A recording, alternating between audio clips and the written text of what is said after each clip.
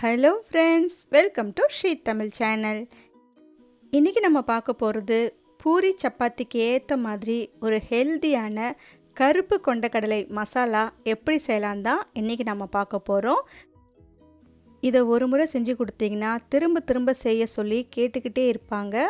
அந்தளவுக்கு ஒரு டேஸ்டியான ரெசிபி இது. முதல்ல ஒரு பேனில் 1 டேபிள் ஸ்பூன் எண்ணெய் சேர்த்துக்கோங்க. இப்போ இதில் 1/4 ஸ்பூன் மிளகு, 2 ஏலக்காய், ஒரு சின்ன துண்டு பட்டை, 2 கிராம்பு சேர்த்து தாளிச்சிக்கோங்க. இப்போ இதை லேசாக பொரியட்டும்.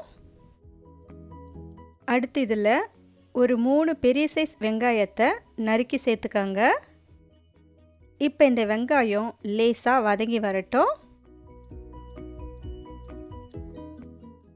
வெங்காயம் லேசாக கண்ணாடி பதம் வந்ததும் 2 பெரிய சைஸ் தக்காளியை பொடியாக நறுக்கி சேர்த்துக்கோங்க. இப்போ இந்த தக்காளியும் நல்லா வதங்கி கரைஞ்சி வரணும். அடுப்பை மீடியம் ஃப்ளேமில் வச்சு நல்லா வதக்கி விட்டுக்கோங்க. தக்காளி வெங்காயம் ரெண்டும் இந்த அளவுக்கு நல்லா வதங்கி வந்த உடனே நாம் ஸ்டவ்வை ஆஃப் பண்ணிடலாம். இந்த வெங்காயம் தக்காளி கொஞ்ச நேரம் நல்லா ஆறட்டும். ஆறுனதுக்கப்புறமா இப்போ இதை நாம் ஒரு மிக்ஸி ஜாரில் சேர்த்துக்கலாம். தண்ணி சேர்க்காமல் முடிஞ்ச அளவுக்கு ஒரு முறை அரைச்சி எடுத்துகிட்டு வந்துடுங்க. இப்போ இது கூட இன்னும் ஒரு 1/2 கப் தண்ணி சேர்த்து திரும்பவும் நல்லா மைய அரைச்சி எடுத்துக்கோங்க. இப்போ பார்த்தீங்கன்னா நல்லா அரைச்சி எடுத்தாச்சு. இது அப்படியே இருக்கட்டும். அடுத்து ஒரு குக்கரில் ஒரு 2 டேபிள் ஸ்பூன் எண்ணெய் சேர்த்துக்கோங்க. ஒரு 1/4 ஸ்பூன் சீரகம் சேர்த்து தாளிச்சிக்கோங்க. சீரகம் லேசாக பொரிஞ்சதும் 3 பச்சை மிளகாயை கீரி சேர்த்துக்கோங்க. கொஞ்சமாக கருவேப்பிலையும் சேர்த்துக்கோங்க.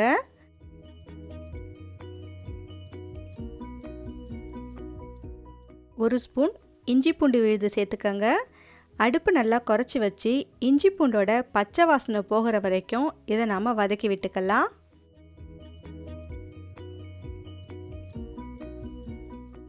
அடுத்து இதில் நாம் அரைச்சி வச்ச வெங்காயம் தக்காளி பேஸ்ட்டை சேர்த்துக்கோங்க.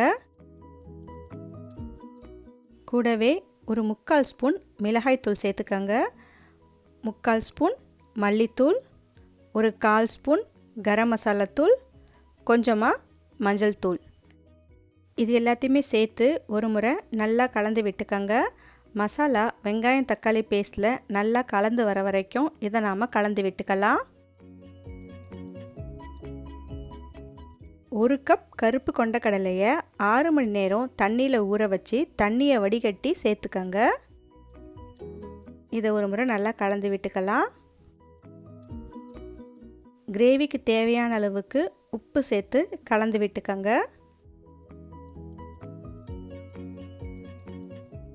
ஒரு 1லேருந்து 1/2 கப் அளவு வரைக்கும் தண்ணி சேர்த்துக்கலாம். உங்கள் கன்சிஸ்டன்சிக்கு ஏற்ற மாதிரி தண்ணி சேர்த்துக்கோங்க. இப்போ இதை ஒரு முறை அடியோடு நல்லா கலந்து விட்டுட்டு குக்கரை மூடி போட்டு மீடியம் ஃப்ளேமில் ஒரு 2 விசில் வரைக்கும் வேக வச்சு எடுத்துக்கோங்க. மீடியம் ஃப்ளேமில் 2 விசில் வச்சிங்கன்னா சரியாக இருக்கும். குக்கர்லேருந்து ஸ்டீம்லாம் இறங்கினதுக்கப்புறம் திறந்து பார்த்தீங்கன்னா உங்களுக்கு இந்த கன்சிஸ்டன்சிக்கு கொண்டக்கடலை மசாலா சூப்பராக ரெடி ஆகிருக்கும். கடைசியாக இது கூட ஒரு 1/2 ஸ்பூன் சன்னா மசாலா பவுடர் சேர்த்து ஒரு முறை நல்லா கலந்து விட்டு ஒரு 2 நிமிஷம் மட்டும் நல்லா கொதிக்க விடுங்க. 2 நிமிஷம் அந்த கிரேவி நல்லா கொதிச்சதுக்கப்புறமா நாம் ஸ்டவ்வை ஆஃப் பண்ணிடலாம். சன்னா மசாலா பவுடர் ஆப்ஷன் தான், விருப்பம் இருந்தால் சேர்த்துக்காங்க. கசூரி மெத்தி இருந்தால் கூட கடைசியாக ஒரு 1/2 ஸ்பூன் சேர்த்து நல்லா கலந்து விட்டுக்கலாம். அவ்வளவுதான். கடைசியாக கொஞ்சமாக கொத்தமல்லி இலை சேர்த்து இறக்கிடுங்க. சுட சுட கருப்பு கொண்டக்கடலை மசாலா சூப்பராக ரெடி பண்ணிட்டோம். இதை சுட சுட சப்பாத்தி பூரியோட கொடுத்தீங்கன்னா எல்லாருமே ரொம்பவே விரும்பி சாப்பிடுவாங்க. இட்லி தோசைக்கும் கூட இது ரொம்ப நல்லாயிருக்கும். ஓகே ஃப்ரெண்ட்ஸ், இந்த ரெசிபி நீங்கள் உங்கள் வீட்டில் ஒரு முறை ட்ரை பண்ணி பார்த்துட்டு எப்படி இருக்குன்னு சொல்லுங்கள். இந்த ரெசிபி உங்களுக்கு பிடிச்சிருந்தா லைக் பண்ணுங்கள், ஷேர் பண்ணுங்கள். ஸ்ரீ தமிழ் சேனலுக்கு சப்ஸ்கிரைப் பண்ணுங்கள். தேங்க்ஸ் ஃபார் வாட்சிங்.